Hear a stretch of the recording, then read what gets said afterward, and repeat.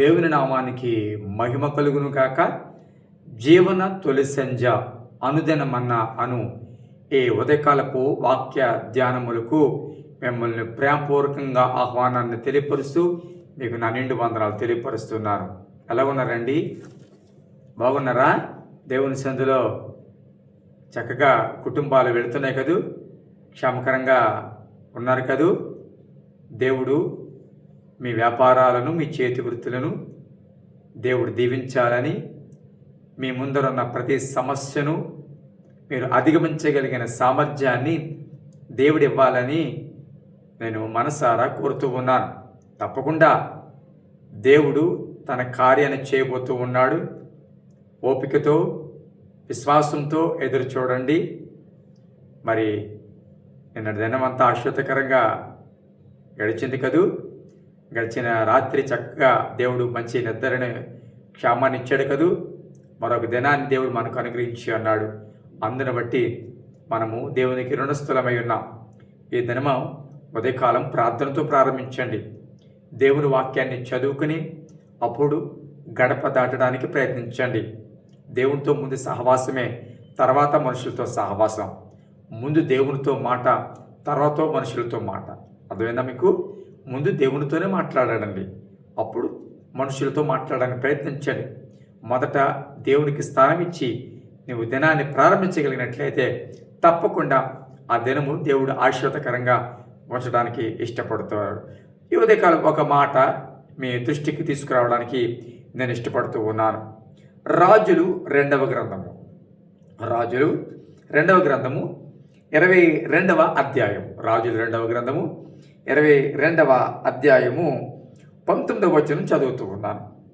ఇశ్రాయేలుల దేవుడని యెహోవా సెలవిచ్చినది ఏమనగా, ఈ స్థలము పాడుగననియు దాని కాపురస్తులు దోషణాస్పదులగుదరనియు నేను చెప్పిన మాటలను నీవు ఆలకించి మెత్తని మనస్సు కలిగి యెహోవా సన్నిధిని దీనత్వము ధరించి నీ బట్టలు చింపుకొని నా సన్నిధిని కన్నీళ్లు రాల్చితివి కనుక నీవు చేయు మనవిని నేను అంగీకరించి ఉన్నాను. దేవుని పెట్టారా, యోషియా అను యోధా రాజుతో హుల్దయా అని ఒక ప్రవక్తి చెప్తున్న మాట. వీరందరూ కూడా ఈ ప్రవక్తి దగ్గరికి వచ్చినప్పుడు, ధర్మశాస్త్ర గ్రంథం చదివినప్పుడు ఆ విషయాల గురించి తెలుసుకోవడానికని, విచారణ చేయడానికని ఈ హుల్దా అను ఈ యొక్క ప్రవక్తి దగ్గరికి వచ్చినప్పుడు మరి ఏం జరగబోతూ ఉందో, ఎలాంటి శిక్ష రాబోతూ ఉందో అవన్నీ కూడా ఈ ప్రవక్తి చెప్పినప్పుడు వాక్యం చెప్తుంది. అదే క్రమములో యోషియా గురించి ఒక మాట దేవుడు మాట్లాడుతున్నాడు. నీవు మెత్తని మనస్సు కలిగి యెహోవా సన్నిధిలో దీనత్వము ధరించావు కాబట్టి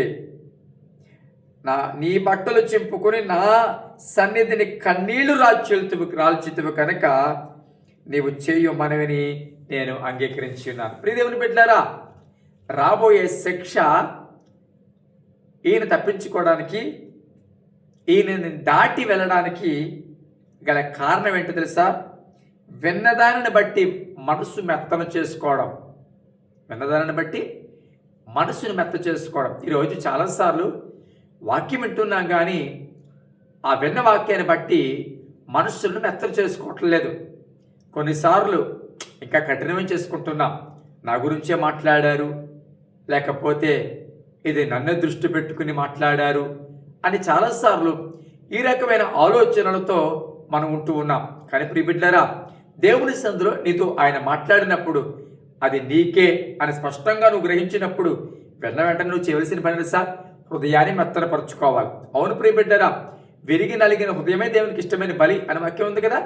దేవుని సందులో హృదయాన్ని మెత్తనపరుచుకుంటే, దేవుని సందులో విన్న మాటలు బట్టి ఆయనకు లోబడినట్లయితే, విధేయత చూపించగలిగినట్లయితే, హృదయాన్ని కఠినం చేసుకోకుండా ఇది నాకు సంబంధించింది కాదులే, ఇది నాకు అవసరం లేదులే, ఇప్పుడేమి నాకు అంత వయసు అయిపోయింది ఏంటి, లేకపోతే నాకు వినవలసిన పనే ఉంది, నేను చెప్పే స్థితిలో ఉన్నాను కానీ వినే స్థితిలో నేను లేను అని దేవుడి చిన్నతులు ఎప్పుడు అనుకోవద్దు. ఎప్పుడైతే నీకు ఏదైనా ఒక విషయాన్ని దేవుడు నీకు వినిపింప చేశాడో తప్పక నీ హృదయాన్ని నువ్వు మెత్తనపరుచుకుని దేవుని సన్నిధిలో దీనత్వం ధరించి ఆయన సన్నిధిలో నువ్వు కన్నీరు కార్చితే, కన్నీరు రాల్చితే తప్పకుండా దేవుడు ప్రతి సమస్య నుంచి నీకు విడుదల కలుగు చేయడం మాత్రమే కాదు, అన్నిటి నుంచి అధిగమించేలాగా దేవుడు నిన్ను చేసి నేను నిలబెడతాడన్న సంగతిని జ్ఞాపకం చేసుకో. అవును ప్రియబిడ్డరా, దేవుని కృప, దేవుని దయ, దేవుని కనికరము ఎవరి మీదకి వస్తుందో తెలుసా? ఆయన మాటలు విని దీనత్వం వహించిన వారు, ఆయన మాటలు విని మెత్తని మనసు చేసుకునే వారి మీదకి ఆయన కృప వస్తుంది అనే సంగతి జ్ఞాపకం చేసుకోవాలి.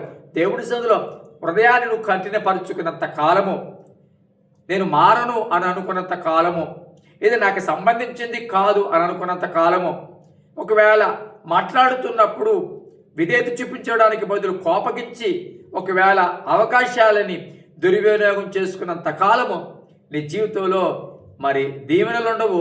రెండవదిగా శాపాలని అధిగమించి ఆశీర్వాదంలోకి వెళ్ళలేవు. కాబట్టి దేవుని సన్నిధిలో హృదయాన్ని మెత్తరపరుచుకో. దేవుడు మాట్లాడుతున్నప్పుడు హృదయాన్ని మెత్తరపరుచుకో. దేవుడిని దర్శనమిస్తున్నప్పుడు హృదయాన్ని మెత్తరపరుచుకో. దేవుడి సన్నిధిలో దీనత్వం ధరించు, కన్నీళ్లు రాల్చు. తప్పక నీ జీవితంలో గొప్ప అద్భుతాలు చూడబోతూ ఉన్నావు. ప్రతి సమస్యను అధిగమించి నీవు పొందవలసిన లేకపోతే నీవు చూడవలసిన శిక్షణ కూడా దేవుడు తప్పించి నిన్ను కాపాడుతాడన్న సంగతిని జ్ఞాపకం చేసుకో. ప్రార్థన చేద్దామా? కళ్ళు మూసుకోండి. పరిశుద్ధుడైన తండ్రి, నీ పరిశుద్ధ నామానికి స్తోత్రాలు చెల్లిస్తున్నాం. ఎంతమంది అయితే ఈ ఉదయకాలపు ఈ ధ్యానములు వింటూ ఉన్నారు నాయన, వారితో ఈ మాటలు మీరు మాట్లాడుతున్నందుకు స్తోత్రాలు అయ్యా. నీ మాటకు, నీ నడిపింపుకు ప్రభా మమ్మల్ని మేము అప్పగించుకోవడానికి సాయం చేయండి. నీ మాటలు మేము విన్నప్పుడు యోవాషుల వలె అయ్యా నాయన స్తోత్రాలు, నీ సన్నిధిలో మనస్సులను మెత్తనపరుచుకుని దీనత్వాన్ని ధరించి నాయనా కన్నీళ్లు రాల్చగలిగిన కృప మాకు దయచేయండి. తద్వారా ప్రతి ఒక్క శాపమును, ప్రతి శిక్షను మేము తప్పించుకోవడానికి సహాయం చేయండి అయ్యా. మాట్లాడుతున్నా హృదయాలు కడరపరుచుకుంటున్నారేమో, ఒకవేళ మాట్లాడుతున్నా ప్రభా వినలేనట్టుగా వెళ్ళిపోతున్నారేమో, పట్టించుకోలేనట్టుగా ముందుకు సాగిపోతున్నారేమో, అలా ఉండకుండా ప్రభా నువ్వు మాట్లాడుతున్నప్పుడు మెత్తని మనసు కలిగి వినడానికి, లోబడ్డానికి సహాయం చేయమని, తద్వారా గొప్ప దీవెనలు పొందగలిగిన కృప దయచేయమని, ఈ దినమంతా మా బిడ్డలకు తోడై ఉండి నాయన వారు చేయు ప్రతి పనిలోనూ వారు తోడై ఉండి మిక్కిలి దీవెన, మిక్కిలి ఆశీర్వాదం వారు కలుగు చేయమని, వారు తలపెడుతున్న ప్రతి కార్యములోనూ విజయం దయచేయమని యేసు నామమున కూర్చున్నాము తండ్రి. Amen. Thank you. God bless you.